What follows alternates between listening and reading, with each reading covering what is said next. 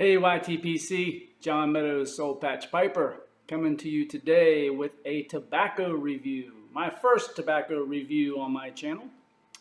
I had done some recent traveling in the Northeast, Ohio, Pennsylvania, and New York to be specific, up around the Lake Erie and Lake Ontario area, Niagara Falls, Buffalo, Erie, Pennsylvania, Akron, Ohio. And on my travels, I tried to stop in to a few different local tobacco shops that carry pipe tobacco, specifically looking for proprietary blends from these brick and mortars. And I found some, and I was pretty impressed. So I'm going to do a review of those tobaccos. These are not available through online purchasing. You can't get them from Pipes and Cigars or any of those other online stores, but you can get them from the store. You can call and order some over the phone. A couple of these shops have either in development or are developing or will develop an online store presence as well, so you can order these blends from them. And some of them I would definitely recommend that you do that. So anyway, on to it. Today's review is going to be Bark at the Moon. Now this is an English blend from Leaf Lovers Tobacconists in Northeast Pennsylvania.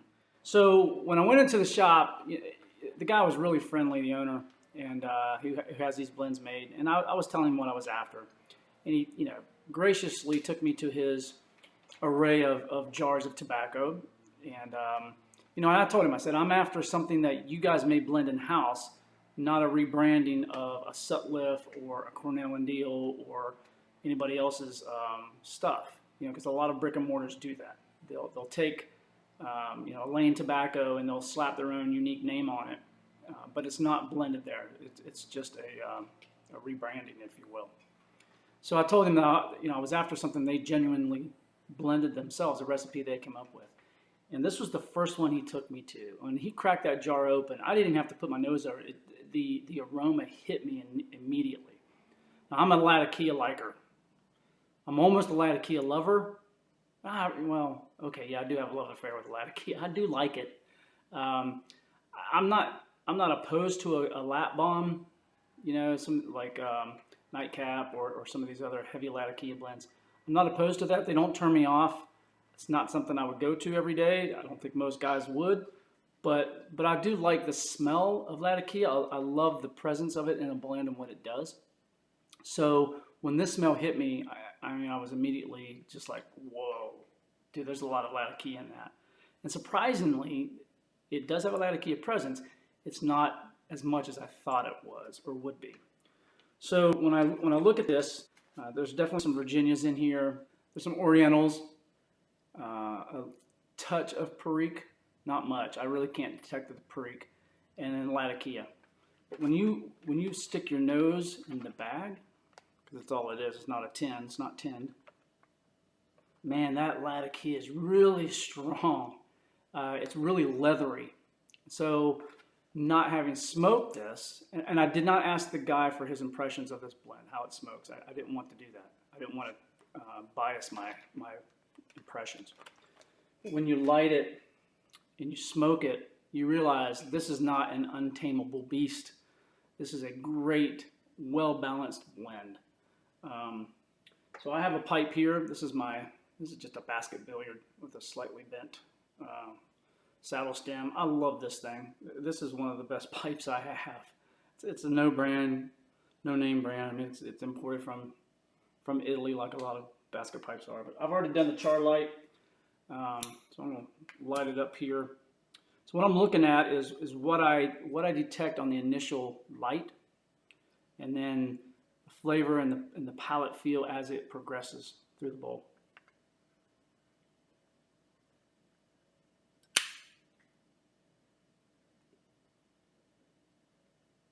Some rich, heavy smoke. Now I've had several bowls of this, so this is not a first impression. But on many of the bowls, not every one, oddly enough, but on many of the bowls, that first initial light, what I'm getting is a sweetness to it, which kind of surprises me.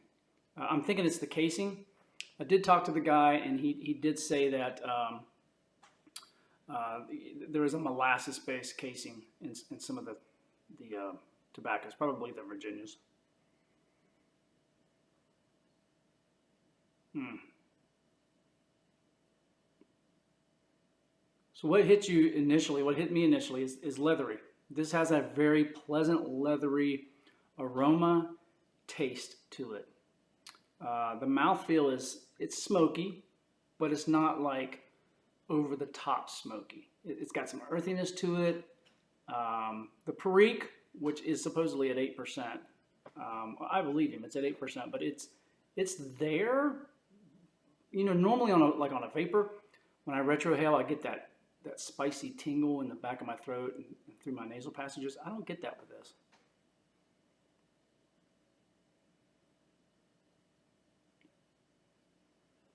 Yeah, it's just really smooth, quite honestly.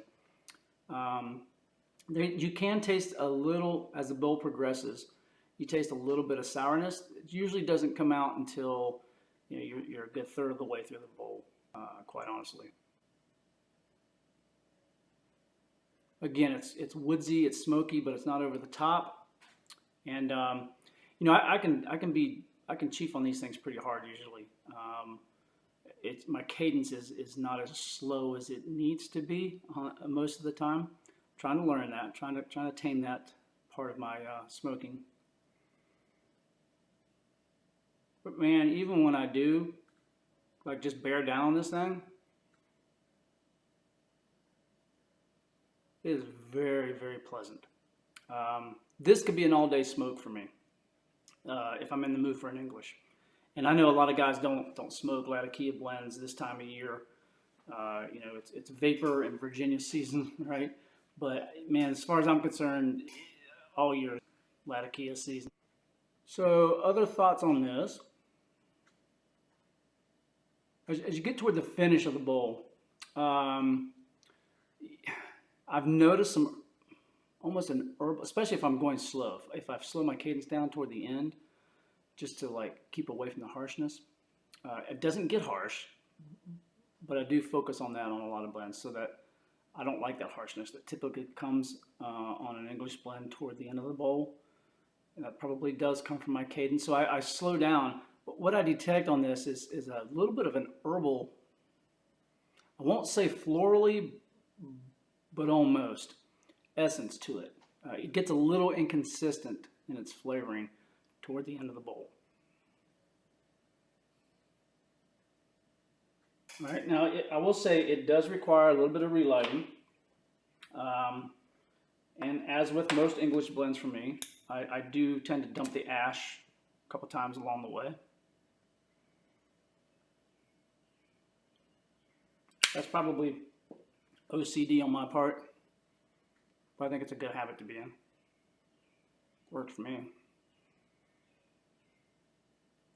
So yeah, it's going to require a few lights, but it's clean smoke. It's not going to leave hardly any moisture in your bowls. I haven't seen that yet, and it comes pretty moist. I mean, this is not dry. It does benefit from some drying time. I'm usually not leisurely enough to enjoy those benefits. Take it out of the bag, I load the pipe, and I smoke it because I have time to do it. What I don't have time to do is take it out of the bag, let it sit for maybe 20 minutes, and then pack the pipe. I mean, I could, I just need to be more disciplined at that. But this would benefit from it. It has. I've done that a couple times, and it did work. So one of the notes I made on this, I don't know if you played baseball as a youth, but when you get a new leather glove, you're breaking it in. I know we used to have my dad park his car on top of my new glove with a ball in the pocket, help break in the new stiff leather.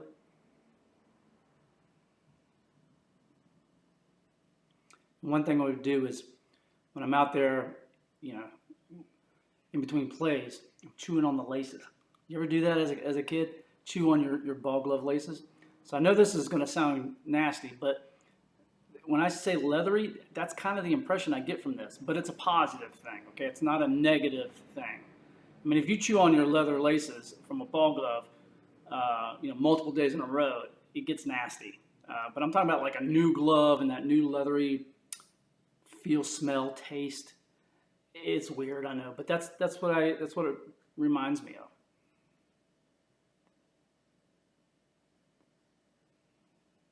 Now, as far as a nick hit, it's pretty mild.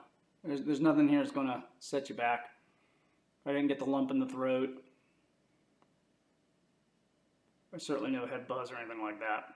I will say that if I'm chiefing on it and I get toward the end and I'm still going, I haven't slowed my cadence down, yeah, I can tell a little more then, but it's not bad. Overall flavor, if you go 1 to 10, I'd give it a 6 to 7. It's in the medium range. It's not full flavored, but it's complex enough that you have some things to draw out of it, right? You can pull the Virginias out. You can pull the Perique out. It's a little tough too. Certainly the Latakia is there, and the Orientals.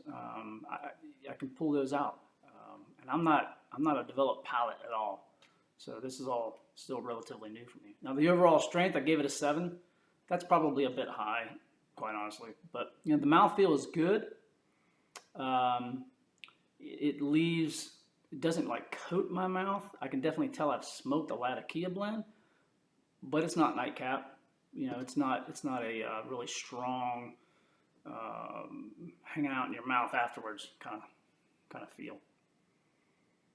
So my standard questions when I'm evaluating any blend, another relight here.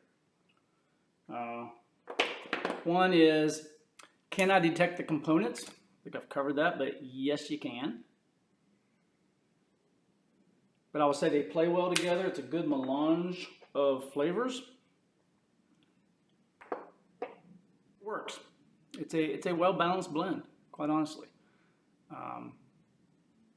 How well do the components blend together? Very good. Very decent blend. Decent balance, I mean. All right, major questions. Was I expecting something different? Yes, I was. Based on the smell, I was expecting, again, a lap bomb. I was expecting a really full-on Latakia, heavily forward blend. It's not what I got. That's a good thing. Am I glad I smoked it? Yes, I am. I've smoked it a lot since I've gotten it. Do I want it again? Yes, I do. This will not be my last bowl. I will be ordering more. This is a good blend for me. What does it pair well with? Drink-wise, I would say a black tea, hot tea, or black coffee. I think English blends in general go well with those. I like my coffee black. I'm not a Sumatra kind of guy. I can range on coffee anywhere from light to a heavy or medium roast, but I drink it black. I rarely drink it with any sort of creamer or sweetener in it. If I'm feeling a little frou-frou, sometimes I do that. Enjoying my wife, and that's the way she drinks it. But I really like a good strong black coffee that's not over the top strong. So that acidity from that, I think, goes well with English blends. Same way with black teas.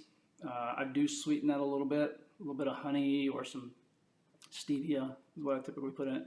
That's good for an accompaniment to this, like an English breakfast tea or even an Earl Grey. It's got a little bit of bergamot in it, but it goes well with this.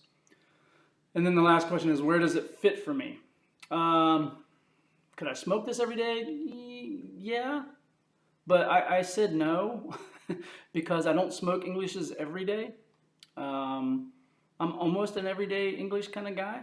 I do prefer Englishes over just about any other blend. I do like vapors too, I'm learning. But it needs to be present in my rotation for sure, and it is. I have a few Englishes that are. It's not my favorite English. We'll get to that one in a future review. That also came from a brick and mortar from this trip of mine. But anyway, yeah, that's Bark at the Moon. I would strongly suggest you get it. I'm going to leave the contact information in the bucket below, and you can reach out to Chris Kelly, who is the owner and operator and blender of this tobacco. It's his recipe. You can reach out to him. You can order it over the phone. And yeah, I hope you do try it. I hope you like it. Let me know. If you've had this before, leave that in the comments. Be kind, be loving. See you soon.